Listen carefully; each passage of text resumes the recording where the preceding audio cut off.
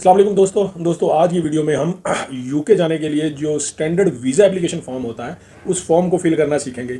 इससे पहले जितनी भी वीडियोस उस फॉर्म के बारे में बनी हुई है यूट्यूब पे वो सब आउटडेटेड हो चुकी हैं, क्योंकि 2025 साल के आते ही इस फॉर्म को भी यूके की यानी इंग्लैंड की गवर्नमेंट ने इसको अपडेट कर दिया। तो वो जो न्यू फॉर्म जो न्यू स्ट्रक्चर उन्होंने सारा बनाया है तो उस पर आज हम डिस्कस करेंगे और डिटेल से स्क्रीन पे जाके मैं आपको एक चीज़ बताऊंगा कि उस फॉर्म को कैसे फिल करना है और फिर कैसे उसको सबमिट करना है। लेकिन वीडियो थोड़ी सी लंबी हो सकती है, तो उसके लिए आपको अगर तो यूके जाना है, इंग्लैंड जाना है, एजेंटों को पैसे नहीं देने, खुद फॉर्म फिल करना है, इस चीज़ को समझना है।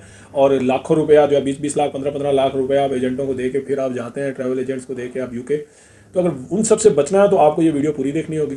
तो अगर आप एजेंटों को पैसे देना चाहते हैं और ये वीडियो पूरी नहीं देखना चाहते तो आप चाहें तो ये वीडियो स्किप करके जा सकते हैं, ठीक है। मैंने अभी कुछ दिन पहले जो है यूएस वीज़ा एप्लीकेशन फॉर्म जो कि DS-160 जिसे कहते हैं उसकी पूरी वीडियो जो है डिटेल के साथ अपडेटेड वर्जन के साथ मैंने अपलोड किया, तकरीबन 4-5 दिन पहले किया। तो वो वीडियो भी आप देख सकते हैं जो लोग यूएसए अमेरिका जाना चाहते हैं, उसका थंबनेल में यहाँ लगा देता हूँ। लेकिन आज की वीडियो बड़ी इंपॉर्टेंट होने वाली है, तो एंड तक जुड़े रहें। आइए हम चलते हैं स्क्रीन पे। अच्छा दोस्तों, अभी हमने आ जाना है गूगल पे और यहाँ पे आना है, देखिए ये apply for standard visitor visa, इस पर क्लिक करना है। जैसे आप इस पर क्लिक करेंगे तो ये सारा ओवरव्यू आ जाएगा। तो आप ये देख सकते हैं अप्लाई फॉर स्टैंडर्ड वीज़ा। तो ये नीचे ना फीस की डिटेल बता रहा है। तो जो लोग एजेंट्स को हज़ारों लाखों रुपए देते हैं वो ये फीस देख लें कितनी फीस है। स्टैंडर्ड विजिट वीज़ा उसकी 6 मंथ की जो है ना मतलब कि उसकी लेंथ ऑफ स्टे होगी 115 पाउंड का, ठीक है। फिर उसके बाद आपको जो 2 साल के लिए जो है ना, अगर ये आप स्टैंडर्ड विजिटर वीज़ा लेना चाहते हैं और 2 साल में ज़्यादा से ज़्यादा 6 महीने आप कंटिन्यूली वहाँ रह सकते हैं, उसकी फ़ीस है 432 जो है ना ये ब्रिटिश पाउंड। फिर उसके बाद जो है ना अगर 5 साल के लिए है तो 771 ब्रिटिश पाउंड। और उसके अलावा फिर अगर 10 साल के लिए लेना चाहते हैं तो 963 जो है वो पाउंड उसकी फ़ीस है, ठीक हो गया। तो ये इनकी फ़ीसेज हैं। तो हम जो है ना ये नॉर्मल स्टैंडर्ड वीज़ा जो है ना इसको सिलेक्ट करना है। फिर वहाँ जाके आप कैसे आगे करते हैं क्या है तो ये ठीक है, वो बात की बात है। तो ये अप्लाई नाउ हमने किया। अब उसके बाद आप ये देखें कि वो कह रहा है प्लीज़ सेलेक्ट यूर लैंग्वेज। तो इंग्लिश आपने सेलेक्ट कर ली, ठीक हो गया। उसके बाद आपने नेक्स्ट कर लिया। नेक्स्ट आपने किया तो वो ये कह रहा है कि select the country to provide your biometrics. अगर आप पाकिस्तान से हैं तो पाकिस्तान सेलेक्ट करेंगे, इंडिया से हैं, इंग्लैंड से इंग्लैंड जहाँ से भी हैं आप अपना कंट्री सेलेक्ट करेंगे। अब यहाँ से जो बोल रहा है कि check available visa application centre locations. तो ये आपको लोकेशंस पता होनी चाहिए। ये लिखा हुआ है कि from September 2024 to spring 2025 some of the commercial partners that manage our visa centre are changing. तो ये सारी आपने पढ़ लेनी है। फाइंड आउट मोर इन्फॉर्मेशन पे लिखा हुआ है कि कहाँ पे वीज़ा सेंटर वो और ये सब जहाँ जहाँ से आपको अपॉइंटमेंट मिलनी है जाने के लिए, ठीक है। तो वो VFS ग्लोबल के थ्रू मिलनी है, ठीक है। तो वो डेफिनेटली पाकिस्तान लिखा हुआ है हमने पहले से, ठीक है। I have identified the location, ठीक है। लोकेशन आप ट्रेस कर लेंगे। तो अगर आपसे लोकेशन इस पर ट्रेस नहीं हो रही तो मुझे आप कमेंट में बता दीजिएगा, मैं उसके लिए भी एक सेपरेट वीडियो बना दूंगा, ठीक है। वो कोई बड़ी बात नहीं है। लेकिन अगर आप पाकिस्तान में नहीं कहीं और पे चाहते हैं तो वो I want to use a different location, तो ये सिलेक्ट करना पड़ेगा और फिर वो लोकेशन देनी पड़ेगी। अच्छा खैर, नेक्स्ट जाते हैं। नेक्स्ट जाने के बाद फिर वो कह रहा है कि जो है ना ये सारी सर्विसेज हैं, ये सब आप देख लें, पढ़ लें इसको, प्राइवेट मेडिकल और ये सब। अच्छा, when you can not use this service, तो ठीक है, you must apply here if you are travelling to UK and you are example. अच्छा, ये भी आपको नहीं लगता before you start fact check, यहाँ से इस चीज़ को आप पढ़ सकते हैं पहले से। आपको ये अप्लाई करने से पहले आपके पास डॉक्यूमेंट्स आपने रेडी रखने हैं, खासतौर पर बैंक कार्ड आपका रेडी रखना है कि वो एंड में जाके जब वीज़ा एप्लीकेशन कंप्लीट होगी तो आपने जो वीज़े की फ़ीस है, एप्लीकेशन की फ़ीस है, वो आपने सबमिट करनी है। तो ठीक है, हाउ टू अप्लाई आ गया, ये वीज़ा फ़ीस देख लें, ठीक है। वो सारा जहाँ पे लिख रहा है कि कंप्लीट द एप्लीकेशन फॉर्म, फिर पे द वीज़ा फ़ी और प्रोवाइड योर बायोमेट्रिक्स, और उसके बाद आपका वीज़ा।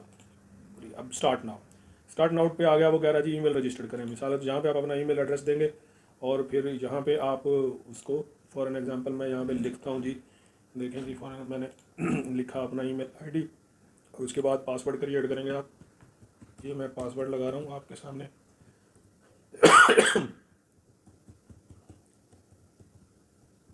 कॉन्टैक्टिंग बाय ईमेल, वो कह रहा है कि हम आपसे ईमेल के थ्रू कॉन्टैक्ट करेंगे, ये आपका ईमेल आईडी है अपना, ठीक है। Who does this email belong to you, तो ये ईमेल मेरा है, तो यहाँ पे सेव एंड कंटिन्यू करूँगा। चलिए, do you have another email address, अगर आप यस करोगे तो उसकी डिटेल दे देना, मैं यहाँ पे एप्लीकेशन के लिए नो कर रहा हूँ, ठीक है।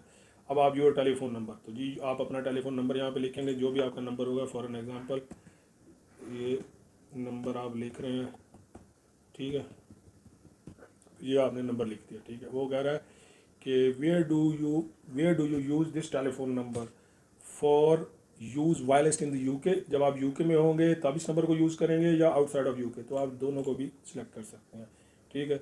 अच्छा, select whether this is your home और मोबाइल नेटवर्क, जी ये मेरा मोबाइल टेलीफोन नंबर हो गया, ठीक है। अच्छा आगे वो क्या कह रहा है, any other telephone number no करें और आगे चले जाएं। अगर है तो नया वो अपना फ़ोन नंबर आप उसे दे दें। फिर कॉन्टैक्टिंग यू बाय टेलीफोन, हाँ जी, I can be only contacted by telephone call, आप कर सकते हो, ठीक है। फिर यहाँ explain why you can not contacted by text SMS, आप ये SMS भी कर सकते हैं, तो SMS ही सिलेक्ट करें, SMS भी आता है, ठीक है। और ये सेव एंड कंटिन्यू कर लें, ठीक हो गया। फिर उसके बाद आ रहा है जी आपका नाम, मिसाल के तौर पे आपका नाम आता है इमरान, हाँ ठीक है जी, ये सेव एंड कंटिन्यू किया आपने। अब आपके बाद आपका आ गया इंपॉर्टेंट ये सब, in addition name any provided, कोई और नाम आपका फैमिली नेम कोई ऐसा कुछ है, एनी अदर नेम, तो नो करें, आगे चलेंगे। फिर your sex and relationship status male है जी, ठीक है। रिलेशनशिप स्टेटस सिंगल है तो सिंगल लिखेंगे, मैरिड है तो मैरिड लिखेंगे, ठीक है। एड्रेस आप लिखेंगे, ठीक है, जो भी एड्रेस होगा ये लिख दिया आपने, ठीक है। टाउन सिटी लिख दिया आपने, ये देखें जी, ठीक है। उसके बाद स्टेट लिख दिया आपने, उसके बाद पोस्टल कोड जो भी है, ठीक है। उसके बाद आपका कंट्री आपने लिख देना है, कंट्री खुद ही आ जाएगा पाकिस्तान, ठीक है। Is this also your corresponding address, yes, यहीं पे मुझे कांटेक्ट किया जा सकता है कोई लेटर को डॉक्यूमेंट के लिए। About this property biometric reason for not the providing identified documents page of your application, ठीक है। How long you have lived at this address, कितने साल से इसमें इस अरसे में रह रहे हैं, मिसाल के तौर पे आप 10 साल से इस एड्रेस पे रह रहे हैं, ठीक है। अच्छा आप इस घर के मालिक हैं या आप रेंट पे रहते हैं या अदर है, तो जो भी आप होगा वो वहाँ पे, अगर आप अदर लिखेंगे तो यहाँ लिख सकते हैं कि ये हमारी जो है ना जॉइंट फैमिली, हम रहते हैं, 3 भाई हैं, सबका एक ही घर है, हम सब इसी घर में रहते हैं। तो मालिक है तो आप आई ओन इट कर सकते हैं, ठीक है। रेंट पे है तो रेंट सेलेक्ट कर सकते हैं। अच्छा फिर अब आता है पासपोर्ट डिटेल, पासपोर्ट डिटेल आप दोगे, ठीक है। पासपोर्ट डिटेल गलत कर रहा हूँ, यूँ करता हूँ ना, ये होती है पासपोर्ट, अब आ गया ये, ठीक है। पासपोर्ट नंबर मिल गया आपको। इशूइंग अथॉरिटी तो आप पाकिस्तान लिखोगे, ठीक है। प्लेस ऑफ इशू पाकिस्तान है। Date of date of issue, ठीक हो गया, डेट ऑफ इशू लिख लोगे आपकी जो भी है, ठीक है। उसके बाद डेट ऑफ एक्सपायरी, ठीक है। उसके बाद आप लिख लोगे आपकी जो भी है, ठीक है। फॉर एन एग्जांपल मैं ये लिख रहा हूँ, ये सारा जो मैं लिख रहा हूँ ये सिर्फ आपको समझाने के लिए लिख रहा हूँ कैंडिडेट, ये नहीं कि मैं अपनी या किसी की एक स्पेसिफिक एप्लीकेशन नहीं बना रहा हूँ, आपके लिए एक फ़र्जी नाम मैंने ऐड किया हुआ है। Do you have a valid nationality, national ID card, yes, हाँ जी मेरे पास है। आईडी कार्ड नंबर दे देंगे आपका, ठीक है। तो ये आपका आईडी कार्ड नंबर आप दे देंगे, ठीक है। किसने आईडी कार्ड इशू किया जी, नादरा ने इशू किया ना, पाकिस्तान ही लिख दें आप, चलेंगे, ठीक है। अच्छा उसके बाद इशू डेट का भूई जी आपकी कर दें जी, ठीक है, 2018, ठीक है। एक्सपायर कब होगा, इफ़ एप्लीकेबल, अगर आपका आईडी कार्ड एक्सपायर होगा, कुछ कंट्रीज़ में एक्सपायर्ड नहीं होता, तो चलें जी हम आगे चले जाते हैं। अच्छा आगे वो बोल रहा है कि कंट्री ऑफ नेशनैलिटी, तो वो आपकी नेशनैलिटी ये आ गया। कंट्री ऑफ बर्थ बोल रहा है, वो आप ये आ गया। फिर प्लेस ऑफ बर्थ बोल रहा है, यानी आप प्लेस ऑफ बर्थ लिख दें जो भी आपके डॉक्यूमेंट में लिखी हुई है। अच्छा डे, अब आप कौन से दिन पैदा हुए, ठीक है, तो आप कर दें जी ये, ठीक हो गया, 24 साल पहले, ये आपकी एज आ गई। अब आगे क्या कह रहा है, do you currently hold or have ever held any other nationality, no, आपकी कोई और नेशनैलिटी नहीं है, ठीक है। What is your employment status, आप जॉब कर रहे हैं आप जॉब कर रहे हैं या आप रिटायर्ड हैं, अनएम्प्लॉयड हैं, स्टूडेंट हैं, सेल्फ एम्प्लॉयड हैं, जो ठीक है आप एम्प्लॉयड करेंगे क्योंकि मोस्टली यही होता है, लोग जॉब कर रहे होते हैं। आप एम्प्लॉयर ने, मिसाल के तौर पे आप शेल कंपनी में काम कर रहे हैं तो उसका नाम लिख दिया, एम्प्लॉयर का एड्रेस, एड्रेस लिख दें आप, ठीक है। उसके बाद जो भी टाउन सिटी वो सब लिखते चले जाएं, जो भी आपके पास आपकी कंपनी का एड्रेस होगा, पोस्टल कोड अगर आपके पास है तो लिखते चले जाएं, ये सारा फिल करते चले जाएं। एम्प्लॉय टेलीफोन नंबर ये देखें जी, लिख दें आप, ठीक है। तो जो भी नंबर आपके पास एम्प्लॉयर का आपकी कंपनी का होगा वो लिख दें।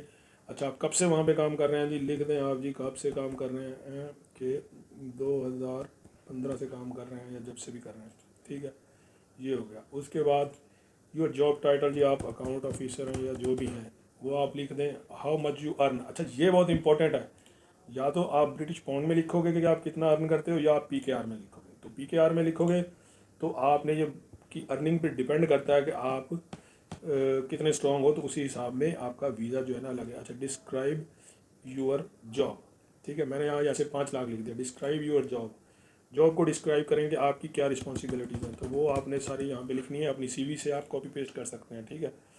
तो उसके बाद सेव एंड कंटिन्यू करेंगे। उसके बाद आ जाता है जी, do you have an other income और any saving other regular additional income.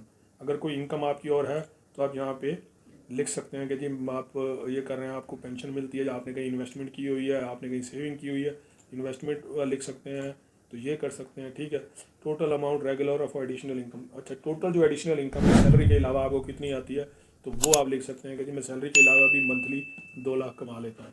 ठीक है, ये ऑनलाइन काम करता हूँ या वट एवर जो भी है। ठीक है, तो अदरवाइज अगर आपकी नहीं है तो फिर आप ये I don't have any other income लिख सकते हैं। ठीक है, सेव एंड कंटिन्यू पे क्लिक करें। Okay, about the cost of your visit. अच्छा, अब ये भी इंपॉर्टेंट है, वो ये कह रहा है कि how much money are you personally planning to spend on your visit of UK. ठीक है, अब ये आ गई ये। ठीक है, तो अब यहाँ पे आप लिख सकते हैं कितना, तो आप 10 लाख तो लिखेंगे ही ना। ठीक है, कि 10 लाख आप लगा देंगे, आने जाने में टिकट पे हर चीज़ पे मिला के total 10 lakh. About your financial situation, what is the total amount of money you spend each month. Each month आप ले लें, आपने 5 महीने रहना है तो आप 2 लाख लगा लें, 2 लाख आप पी के स्पेंड करेंगे। ठीक है, उसके बाद आप वो कह रहा है कि will any one be playing towards paying towards the cost of your visit. अगर आपका कोई रिश्तेदार, कोई दोस्त वहाँ पे है जो आपका खर्चा उठाएगा तो आप यस करके उसकी डिटेल देंगे, तो अगर नहीं है तो आप नो करेंगे।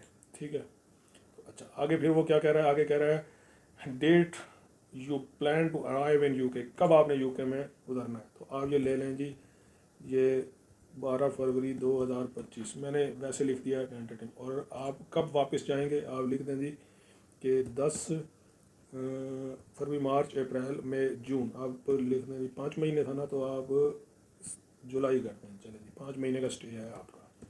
ठीक हो गया, ये आपने लिख दिया, या जितने भी महीने का आपका होगा वो आप लिख देंगे। हाँ, we may talk to you about your application which language, जी इंग्लिश चलेगी।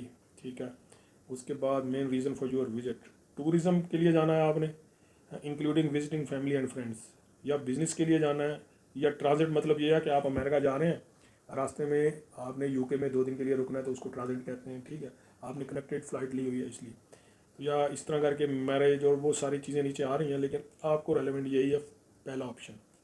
तो सेव एंड कंटिन्यू करेंगे।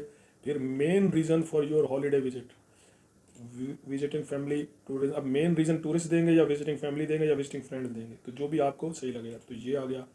ठीक है, उसके बाद वो क्या कह रहा है, योर एक्टिविटीज़। अब ये कह रहा है कि give details of the main purpose of your visit and anything else you plan to do on your trip. अच्छा जी, आप मेन पर्पज़ बताएं कि आप क्यों जाना चाहते हैं। ठीक है, और इसके अलावा आप जो मेन पर्पज़ बताओगे, इसके अलावा भी अगर कोई और एक्टिविटी करनी है तो वो भी बतानी है। ठीक है, और भी कोई एक्टिविटी है तो वो भी लिख दें। ठीक है, यहाँ पे इस पूरे सेक्शन में 500 वर्ड्स में ये आपने करना है। अगर आपको इसमें प्रॉब्लम आ रही है तो यही क्वेश्चन चैट जीपीटी में जाके लिखें, वो आपको बेहतरीन आंसर बना के देगा। ठीक है, सेव एंड कंटिन्यू, आगे चले जाएं। आगे चले जाने के बाद आप आता है कि वो कहता है कि does any one rely on you for financial support including both those travelling with you और दोज हु आर नॉट। अच्छा जी, कोई ऐसे आपकी फैमिली में कुछ ऐसे हैं कि जो आपको मतलब आपने जिनको संभालना है, जैसे आपकी बीवी बच्चे फैमिली जो आपके ऊपर रिलाई कर रहे हैं, तो चाहे वो आपके साथ जा रहे हैं चाहे आपके साथ नहीं जा रहे हैं, तो आप यहाँ पे यस करोगे। ठीक है, children under 18, children over 18 live with you at home, children who you look after all time, older relative यानी कि माँ बाप या घर में जो भी है, तो आप यस करोगे। ठीक है, आगे चलोगे। आगे चलने के बाद यस इसलिए करोगे ये लास्ट सेक्शन को, क्योंकि डेफिनेटली आपके फादर या मदर अगर आपकी जिम्मेदारी हैं, या आपके बच्चे हैं वो आपकी जिम्मेदारी, अगर कोई नहीं है तो आप नो कर सकते हो। ठीक है, अब आते हैं नेक्स्ट। उसके बाद वो कह रहा है you should use your dependents passport if they have one to complete this section. What is this person relationship to you. अच्छा, अब वो जो आपका डिपेंडेंट है, मिसाल के तौर पे ये आपका बेटा है कि जिसके लिए आपने लिखा ना कि ये लो जी, ये आपका बेटा है और उसका फॉर एन एग्जांपल आपका डिपेंडेंट है जिसका खर्चा आपने हर महीने उठाना होता है, तो उसकी डेट ऑफ बर्थ क्या है। ठीक है, वो आप लिखेंगे, तो उसकी जो भी जिम्मेदारियां आपके ऊपर हैं सारा, तो इसीलिए आपने उसका लिखना है। अच्छा, does this person currently live with you, yes कर सकते हैं। Is this person travelling with you, no कर सकते हैं, या यस करेंगे तो फिर उसकी पूरी डिटेल वीज़ा एप्लीकेशन में एक सेकंड ट्रैवलर के तौर पे ऐड करनी पड़ेगी अगर वो जा रहा है आपके साथ। Save and continue. अच्छा, do you have any other people who need your financial support, no कर दें जी। अगर है तो यस कर दें, ख़त्म हो गई बात, ठीक है। फिर उसकी डिटेल भी दे दें। Give details about your two of your parent, ठीक है, मदर एंड फादर।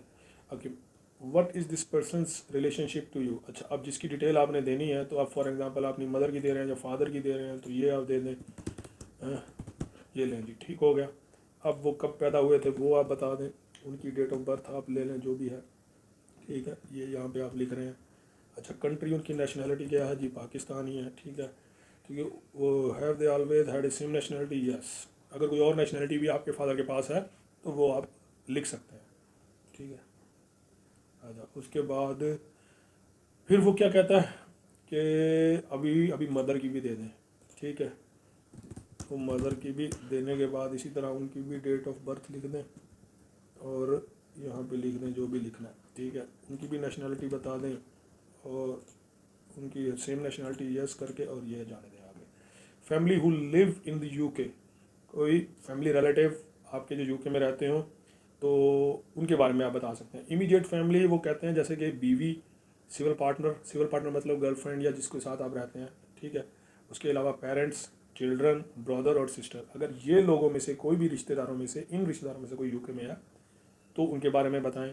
अच्छा, ग्रैंड पेरेंट्स और ग्रैंड चिल्ड्रन, फिर आपकी वाइफ या आपकी गर्लफ्रेंड या जो भी सिविल पार्टनर है उसकी फैमिली का कोई भी बंदा, तो ये ठीक है। फिर आगे आगे चाइल्ड स्पाउस, तो इस तरह करके यानी कि आपकी बहू ये सब हैं, तो ये सब आप यहाँ पे लिखेंगे, फिर उनकी डिटेल जो है ना आपको देनी पड़ेगी। तो मैं यहाँ पे नो कर रहा हूँ, ठीक है।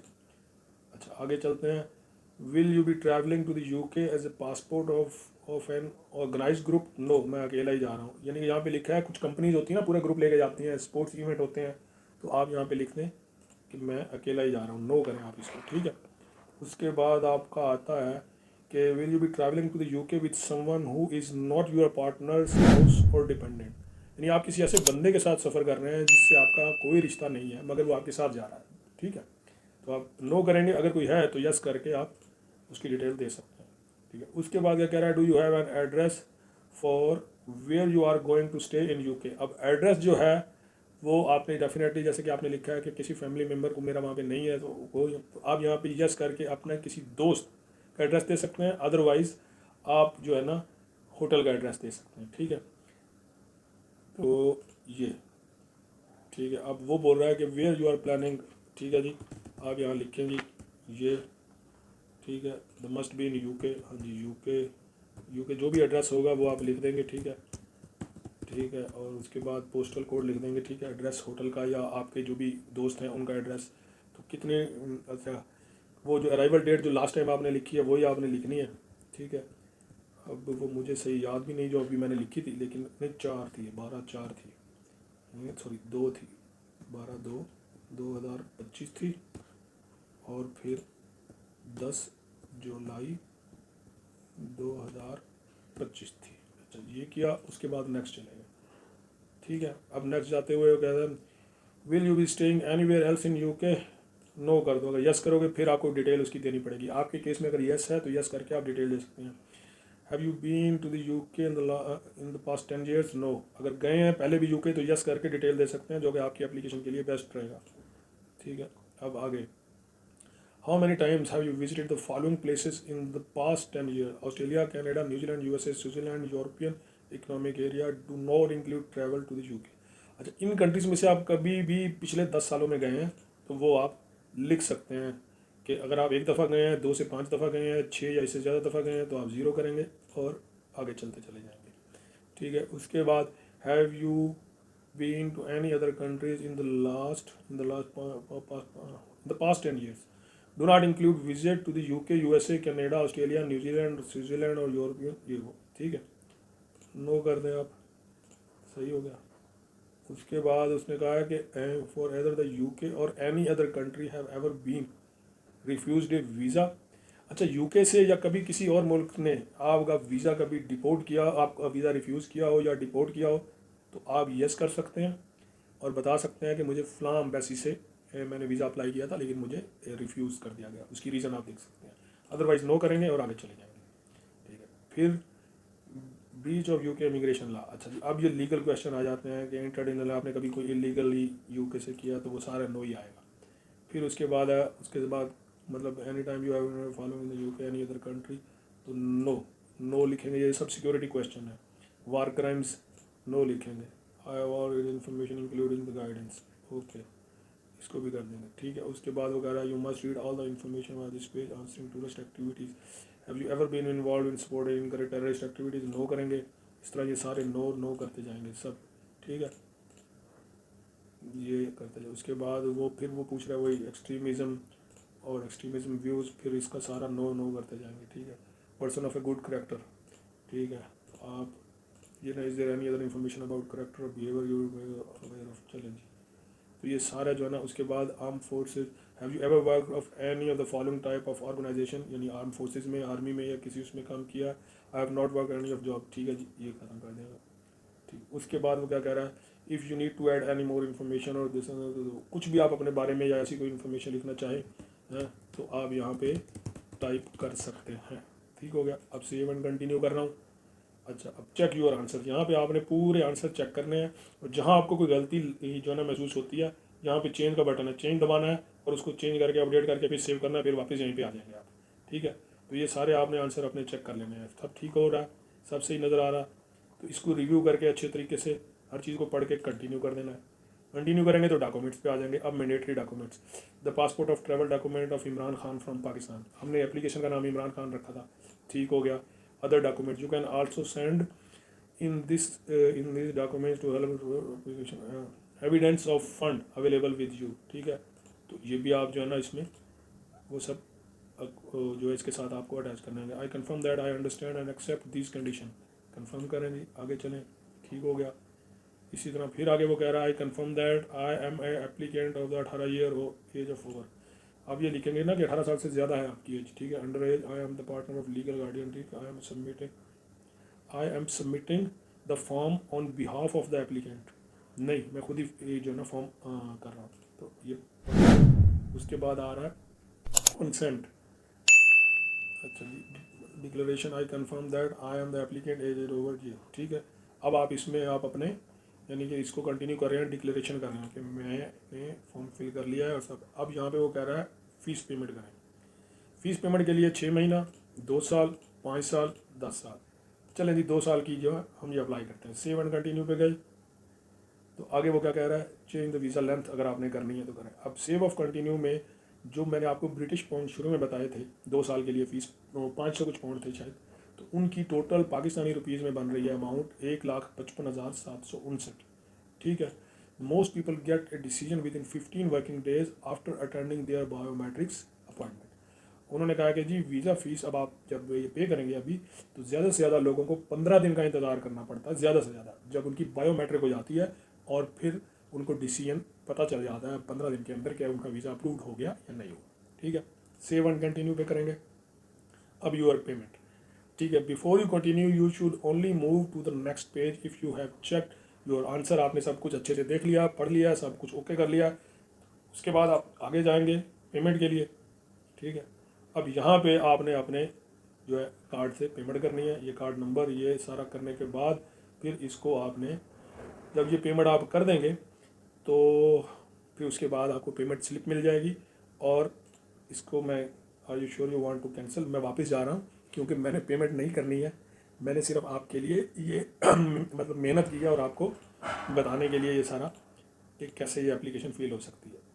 तो अभी आप वापस आ गए एप्लीकेशन में और फिर जब आप इसको सारा कर लेंगे तो ये फर्दर एक्शन में लास्ट में आपकी जो है पेमेंट के बाद आपको वापस इसी पेज पे लेके आएगा और फिर आपसे पूछेगा कि अब आप इसको सबमिट कर दें। तो आप इसको क्लिक करेंगे तो इसको सबमिट भी हो जाएगी और उसके बाद इसका एक डॉक्यूमेंट बनेगा जिसका आप प्रिंट निकालेंगे, प्रिंट निकाल के अपने साथ कॉपी रख लेंगे। जब आप उसके फिंगरप्रिंट के लिए जाएंगे तो वो कॉपी आप वहाँ पर दिखा सकते हैं। ठीक हो गया जी, तो ये थी सारी आज की वीडियो।